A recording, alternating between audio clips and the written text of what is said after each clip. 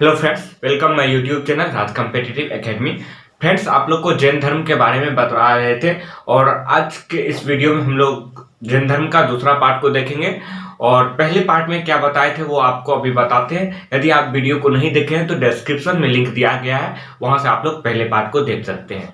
देखिए, जैन धर्म के पहले पार्ट में आप लोग को बताए थे जैन धर्म की शुरुआत कहाँ से हुई थी, कब बना था, और उसके तीर्थंकर के बारे में बताए थे। प्रथम तीर्थंकर कौन था, जो कि ऋषभ देव के बारे में बताए थे। प्रथम तीर्थंकर है और जैन धर्म का संस्थापक है। उसके बाद जो है 22वें तीर्थंकर इंपॉर्टेंट है, अरिष्टनमी। और 23वें तीर्थंकर जो पार्श्वनाथ थे उसके बारे में बताए थे। और फिर आकर के आपको ये 24वें तीर्थंकर जो होता है उसके बारे में बताए थे, जो महावीर स्वामी है। महावीर स्वामी को जो है जैन धर्म का जो है वास्तविक संस्थापक के रूप में माना जाता है। जैन धर्म का संस्थापक ऋषभ देव थे, जो कि प्रथम तीर्थंकर है। और वास्तविक संस्थापक के बारे में क्वेश्चन पूछेगा तो महावीर स्वामी होगा। फिर उसके बाद महावीर स्वामी इंपोर्टेंट है, इसलिए महावीर स्वामी के बारे में हम लोग चर्चा किए जाने। महावीर स्वामी के जन्म, उनके पिता, उसके बचपन का नाम, पत्नी का नाम, पुत्री का नाम, उसको जो है जो विज्ञान की प्राप्ति हुई थी, कब हुई थी और कैसे हुई थी, कहाँ हुई थी, इसके बारे में हम लोग पार्ट 1 में देख चुके हैं। और उसके द्वारा दिए गए उपदेश, शिक्षाएं और त्रिरत्न के बारे में चर्चा कर चुके हैं। और आज के इस वीडियो में आगे पॉइंट्स को देखते हैं। तो इतना आप लोग यदि नहीं देखे हैं तो पार्ट 1 में डिस्कस किया है, आप लोग वहां से देख सकते हैं। अब चलते हैं हम लोग नेक्स्ट वीडियो की ओर, मतलब पार्ट 2 की ओर।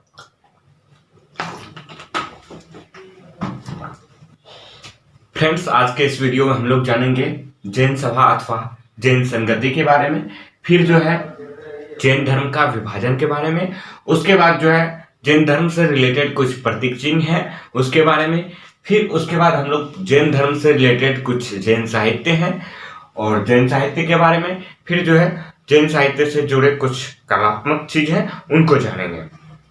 तो चलिए फ्रेंड्स, हम लोग देखते हैं जैन संगति को। जैसे बौद्ध धर्म में जो है बौद्ध संगति को पढ़े थे, बौद्ध सभा को पढ़े थे, तो यहाँ भी जो है 2 सभाएं हुई थी। प्रथम जो है जैन सभाएं हुई थी, वह कहाँ हुई थी? 4 ईसा पूर्व जो है यह पाटलिपुत्रा में हुआ था। और उसके जो अध्यक्षता कर रहे थे ये अस्तुलभद्र कर रहे थे। और इस समय जो है 12 अंग, जो कि जैन साहित्य है, 12 अंगों का संकलन हो गया था। 12 अंगों का संकलन हुआ था। और द्वितीय बौद्ध संगति जो है यह 1000 ईसा पूर्व बाद होता है, 512 ईस्वी में, गुजरात के वल्लभी में। इसके अध्यक्षता जो कर रहे थे देवर्षि क्षमा श्रवण। तो ये 2 चीज आपको याद रहेगा।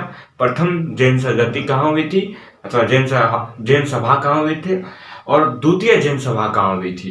प्रथम 4 ईसा पूर्व पाटलिपुत्रा में, उसके अध्यक्षता कर रहे थे अस्तुलभद्र। उस समय 12 अंगों की रचना हुई थी, मतलब 12 अंगों का जो है संकलन किया गया था। और द्वितीय बौद्ध संगति जो है 512 ईस्वी में, यह जो है वल्लभी गुजरात में हुआ था। इसके जो अध्यक्षता कर रहे थे देवर्षि क्षमा श्रवण। दोनों में जो है 1000 ईस्वी का डिफरेंस है। ये किस लिए है ये आपको आगे बताएंगे। देखिए फ्रेंड्स, अब आता है संघ। ये संघ क्या होता है? जब महावीर स्वामी को जो है ज्ञान की प्राप्ति हुई थी और उसे केवल्य कहा गया था, ज्ञान की प्राप्ति जो है केवल्य कहलाता है, तो जैन धर्म का प्रचार प्रसार के लिए जो है महावीर स्वामी ने संघ की स्थापना किए थे। और इसमें जो है 11 अनुयायी थे। 11 अनुयायी को जो है गंधर कहा गया। एग्जाम में पूछता है 11 अनुयायी को क्या कहा गया था, तो गंधर कहा गया। और इसके जो अध्यक्ष थे वो सुधर्मन थे। इसकी अध्यक्षता कौन कर रहे थे? सुधर्मन थे। अब इसके आगे क्या होता है कि यहाँ तक तो ठीक ठाक चल रहा है। अब इससे आगे क्या होता है, जब जैन धर्म में महावीर स्वामी का मृत्यु हो जाती है 468 बीसी में पावापुरी में, तो उसके बाद क्या होता है, जैन धर्म का जो है विभाजन होने लगता है। इनके महावीर स्वामी के 2 शिष्य थे, एक अस्थूलबाहु, एक भद्रबाहु। 3री ईसा पूर्व में जो है मगध साम्राज्य में भयंकर अकाल आ गया, भयंकर तबाही आ गया। अकाल आने की वजह से जो है इधर मगध साम्राज्य था उत्तर पूर्व भारत में, तो यहाँ दो शिष्य थे महावीर स्वामी के, एक स्थूलबाहु एक भद्रबाहु। तो यहाँ के तभी मौर्य वंश चल रहा था और शासक कौन थे, राजा कौन थे, चंद्रगुप्त मौर्य। तो भद्रबाहु के साथ साथ चंद्रगुप्त मौर्य और भद्रबाहु आकर के दक्षिण भारत भाग जाते हैं, कर्नाटक आ जाते हैं। दक्षिण भारत में कहाँ, कर्नाटक में श्रवणबेलगोला में। और यहाँ जो है अकाल पड़ने के बावजूद जो है स्थूलबाहु मगध साम्राज्य में ही रहते हैं, वो भागते नहीं हैं। तो यह 12 वर्षों तक के लिए जो है यहाँ पड़े रहते हैं और यहीं जो है चंद्रगुप्त मौर्य का मृत्यु हो जाता है संलेखना विधि द्वारा। संलेखना विधि द्वारा मतलब वो जो है क्या करते हैं, चंद्रगुप्त मौर्य संलेखना विधि में क्या होता है कि जैन धर्म में कि भूख प्यास को जो है त्याग करके जो है आत्मा को तरफने के लिए छोड़ देता है, अंतिम में उनका मृत्यु हो जाता है। तो ऐसा कहा जाता है कि जैन धर्म में जो है संलेखना विधि द्वारा जो है निर्वाण की प्राप्ति हुई, अर्थात मोक्ष की प्राप्ति हुई। तो 12 वर्ष के बाद जो है भद्रबाहु फिर मगध साम्राज्य चल देते हैं, जब मगध साम्राज्य में अकाल की समाप्ति हो जाता है। जब यहाँ जाते हैं तो जैन धर्म का विभाजन हो जाता है। यहाँ जो स्थूलबाहु होते हैं वो कुछ अपना नियम तय कर लेते हैं और भद्रबाहु जो है वो अपना कुछ नियम। यहाँ जो है जैन धर्म का विभाजन दो भाग में हो गया, एक श्वेतांबर और एक दिगंबर। श्वेतांबर के संस्थापक स्थूलबाहु हो गए जो मगध साम्राज्य में टिके रहे, और दिगंबर के भद्रबाहु जो कर्नाटक आ चुके थे ये। तो दोनों में अब डिफरेंस क्या है ये जानते हैं। श्वेतांबर में जो होते हैं वो श्वेत वस्त्र धारण करते हैं, दिगंबर में जो है ये पूर्ण रूप से नगण्य रहते हैं, ये कोई भी वस्त्र धारण नहीं करते हैं। और इसमें देखिए श्वेतांबर में जो है यह बदलाव को स्वीकार करते हैं, जैसा पहले जैन धर्म था उसमें जो है कुछ बदलाव कर लेते हैं। लेकिन दिगंबर वाले क्या होते हैं, जैसा पहले जैन धर्म था वैसा ही रहते हैं, उसमें कुछ बदलाव नहीं करते हैं। तो इसमें चेंजिंग देखने को मिलता है श्वेतांबर में, और दिगंबर में यह चेंजिंग नहीं होता है। श्वेतांबर में क्या होता है, स्त्री के लिए जो है मोक्ष की प्राप्ति की रास्ता खोल देते हैं, वही दिगंबर में जो है स्त्री के लिए मोक्ष की प्राप्ति नहीं माना जाता है। और यहाँ देखिए पूर्ण नगण्यता की बात है, तो इसलिए स्त्री के लिए जो है यहाँ कुछ भी ये नहीं है। तो स्त्री के लिए जो है मोक्ष की प्राप्ति श्वेतांबर में मिलता है, लेकिन दिगंबर में नहीं मिलता है। यहाँ जो है श्वेतांबर में महावीर स्वामी को जो है भगवान का दर्जा दिया गया, अर्थात मूर्ति पूजा वहां किया जाता था महावीर स्वामी का। लेकिन वही दिगंबर में जो है महावीर स्वामी को पुरुष बताया गया, ठीक है, उसको पुरुष बताया गया और उसको कहा गया कि वो जो है इन इंद्रियों पर जो है वो अपना कंट्रोल कर लिए थे, इसलिए महान पुरुष हैं, उसकी मूर्ति पूजा नहीं होता है। उसको जो है कहा गया कि वो जिन की प्राप्ति कर लिए थे, मतलब इंद्रियों पर अपना वश कर लिए थे, इसलिए उसको जो है महान पुरुष कहा गया, लेकिन भगवान का दर्जा नहीं दिया गया।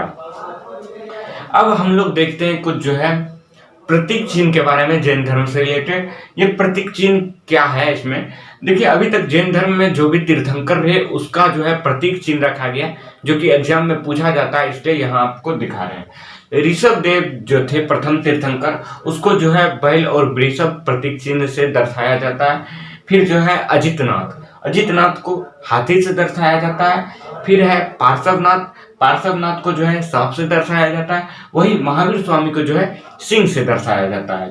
ये प्रतीक चिन्ह इंपॉर्टेंट है, इसलिए आप लोग याद रखिएगा। फिर अब हम लोग चलते हैं कुछ जैन धर्म से रिलेटेड कुछ जैन साहित्य हैं उसको जानते हैं। देखिए जो जैन साहित्य है यह अर्ध मागधी भाषा में लिखा गया था। अर्ध मागधी भाषा में वही जैन बौद्ध धर्म जब आप पढ़े होंगे तो बौद्ध धर्म के पुस्तक जो है, बौद्ध धर्म के साहित्य जो है वो पाली भाषा में लिखा गया था, बाद में संस्कृत भाषा में भी लिखा जाता है, लेकिन जैन साहित्य जो है अर्ध मागधी भाषा में लिखा गया था। जैन साहित्य को आगम भी कहते हैं। तो देखिए इनमें से जो साहित्य थे, सबसे पहला साहित्य था अंग, इसकी संख्या 12 थी। इसमें जो है जैन सिद्धांतों का वर्णन किया गया है। फिर है उपांग। यह उपांग क्या था, यह अंग का ही भाग था, अंग का खंडन था, उपांग था, इसी का भाग था। इसकी भी संख्या 12 थी, मतलब अंग को पढ़ने के लिए उपांग पढ़ना जरूरी होता है। तो इसमें जो है अंगों का विस्तार दिया गया है। फिर है प्रकीर्णन। प्रकीर्णन की संख्या 10 है। इसमें जो है ग्रंथों का विश्लेषण है, जैसा कि आपको 14 पूर्वा नामक ग्रंथ किस धर्म से रिलेटेड है, जैन धर्म से रिलेटेड है इसमें, ठीक है। अब फिर है इसमें छेद सूत्र, छेद सूत्र की संख्या 6 है। फिर है मूल सूत्र की संख्या 4 है। इसमें जो है भिक्षुओं की नियम की चर्चा है। इसके अलावा और भी कुछ इंपॉर्टेंट साहित्य हैं जो देखते हैं। भगवती सूत्र, जिसमें जो है महावीर एवं अन्य मुनियों की जीवन की चर्चा है। महावीर के साथ साथ और भी जो तीर्थंकर रहे थे उसकी चर्चा किसमें मिलता है, किसके जीवन की चर्चा किसमें, भगवती सूत्र में मिलता है। फिर है कल्प सूत्र, जो भद्रबाहु से रिलेटेड है। कल्प सूत्र की रचना भद्रबाहु ने किया था। यह जो है जैन धर्म का प्रारंभिक इतिहास का वर्णन इसमें मिलता है कल्प सूत्र में। तो यह इंपॉर्टेंट है किसी भी एग्जाम के लिए, इसलिए आप लोग यहाँ ज्यादा फोकस रखिएगा कल्प सूत्र पे। देखिए, जब जैन धर्म का विभाजन हुआ था यहाँ श्वेतांबर और दिगंबर में, तो श्वेतांबर में जो है मूर्ति पूजा का प्रचलन हो गया था, मूर्ति पूजा करने लगे थे। तो यहीं से जो है मंदिरों का निर्माण कार्य शुरू होता है। तो कला का जो है विकास होगा, कला का विकास होता है। तो यह किस शैली में हुआ था? उस समय जो है चल रहा था एक मथुरा शैली, एक गांधार शैली। गांधार शैली में आपको बौद्ध धर्म में अधिक देखने को मिलता है, लेकिन जैन धर्म में मथुरा शैली का जो है अधिक देखने का प्रचलन मिला है, जो कि मथुरा में अधिक था। तो कला का जो विकास हुआ तो कुछ मंदिर बनाए गए थे, जो कि आपको कुछ इंपॉर्टेंट मंदिर है जैन धर्म से रिलेटेड जो आपको पूछता है। पहला है खजुराहो का मंदिर। यह जो है जैन धर्म के साथ साथ जो है हिंदू धर्म से रिलेटेड भी है। यह जो है चंदेल शासकों द्वारा बनाया गया था। फिर है दिलवारा का मंदिर। दिलवारा का मंदिर आपको माउंट आबू के राजस्थान में पड़ता है। यह जो है सोलंकी वंश के शासक विमल शाह के द्वारा बनाया गया था। फिर है तीसरा बाहुबली का मंदिर। यह जो है कर्नाटक श्रवणबेलगोला में है, जहाँ संलेखना विधि द्वारा चंद्रगुप्त मौर्य को निर्वाण की प्राप्ति हुई थी, मोक्ष की प्राप्ति हुई थी। तो वहां जो है विशाल बाहुबली की मूर्ति है, जो गंग वंश के मंत्री चामुंडी राय के द्वारा बनाया गया था।